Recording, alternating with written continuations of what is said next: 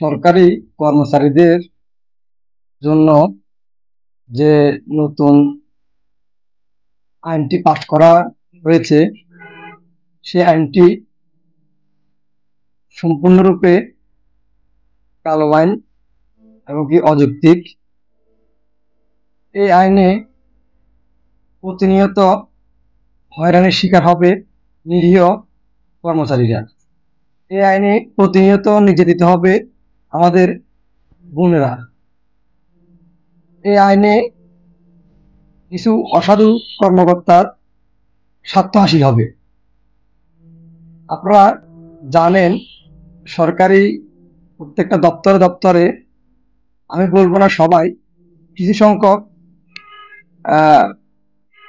কর্মকর্তা রয়েছেন, অসাধু কর্মকর্তা রয়েছেন, যারা তাদের কলমের পাওয়ার খাটিয়ে মধ্যবর্তী বিভিন্ন কর্মচারীকে হয়রানি করে আসছে, তাদের ব্যক্তিগত স্বার্থে ব্যবহার করার চেষ্টা করে আসছে।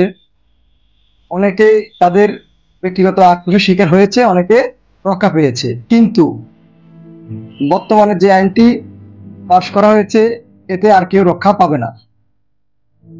এতে প্রতিনিয়ত হয়রানির শিকার হবে নিরীহ কর্মচারীগণ, নারী কর্মচারীগণ। কিছু অসাধু কর্মকর্তা তাদের তাদের প্রশাসনের শিকার বানাবে আমাদের নিরীহ নারী কর্মচারীদেরকে। আমরা সবাই অবগত আছি, প্রতিনিয়ত দেখে যাচ্ছি, সোশ্যাল মিডিয়া বলেন, বিভিন্ন গণমাধ্যমের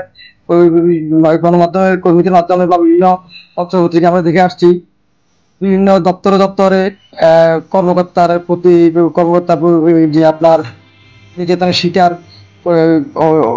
দপ্তরের কর্মচারীবৃন্দ বা নারী কর্মচারীগণ, তাদের বিভিন্ন নারী কর্মচারীদেরকে বিভিন্ন অসাধু কর্মকর্তা অনৈতিক কাজের প্রস্তাব দিয়ে থাকে, প্রতিনিয়ত দিয়ে যাচ্ছে, বা এই ধরনের অহরহ হয়েছে। অনেকে তাদের প্রস্তাব গ্রহণ করেছে, অনেকে তাদের প্রস্তাব প্রত্যাখ্যান করেছে। কিন্তু এখন আর কি সে সুযোগ রয়েছে প্রত্যাখ্যান করার? কারণ পানি সব সময় নিচের দিকে গড়ায়। তো যে কর্মচারী তার কর্মকর্তার কথা শুনবে, কর্মকর্তার আদেশ পালন করবে, অনৈতিক কাজের প্রস্তাব রাজি হবে, তারা ভালো থাকবে। আর যারা শুনবে না, তারা চাকরিচ্যুত হবে। তো চাকরির ভয়ে একটা মা, একটা বোন তাদের ইজ্জত হারাবে। পরিবারের পরিজনের কথা চিন্তা করে একটা ভাই, একটা বাবা বিভিন্ন কর্মকর্তাদের আপনার ব্যক্তিগত কাজে নিয়োজিত হয়ে যাবে। এক কথায় এটাকে তাদের ব্যক্তিগত কাজ বললে ভুল হবে, এটাকে তাদের ব্যক্তিগত রোষানলের শিকার করবে।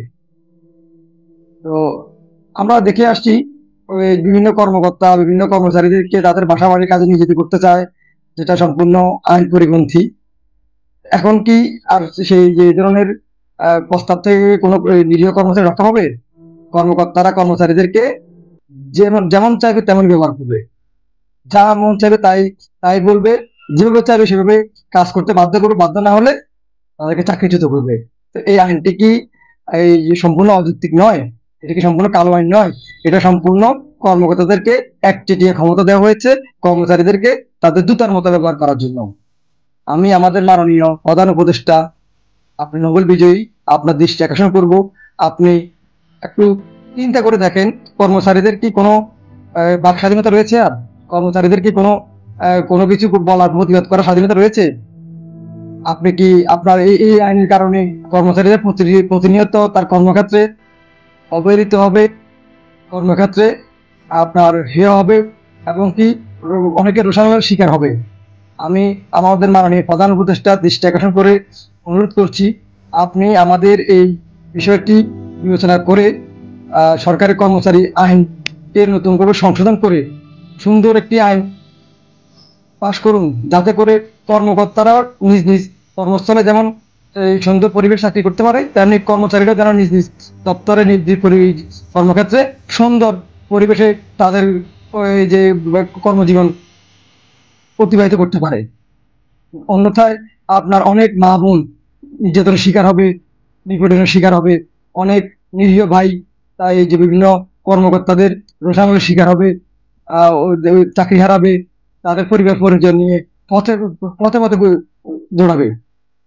তাই আপনার মাননীয় প্রধান উপদেষ্টা দৃষ্টি আকর্ষণ করছি, আপনি নতুন করে এই আইনটি সংশোধন করে এমন একটি আইন ওই যে পাশ করুন, যাতে করে কর্মকর্তা এবং কর্মচারী উভয়ে সুন্দর পরিবেশে তাদের কর্মজীবনটি পার করতে পারে এবং সুন্দর হাসি খুশি পরিবেশে কর্ম করতে পারে এবং আপনার সবাই তাদের মত প্রকাশ করার অধিকার পায়। সেই ধরনের একটা আইন তৈরি করুন এবং আইন পাশ করুন। এটাই আমাদের আপনার প্রতি অনুরোধ।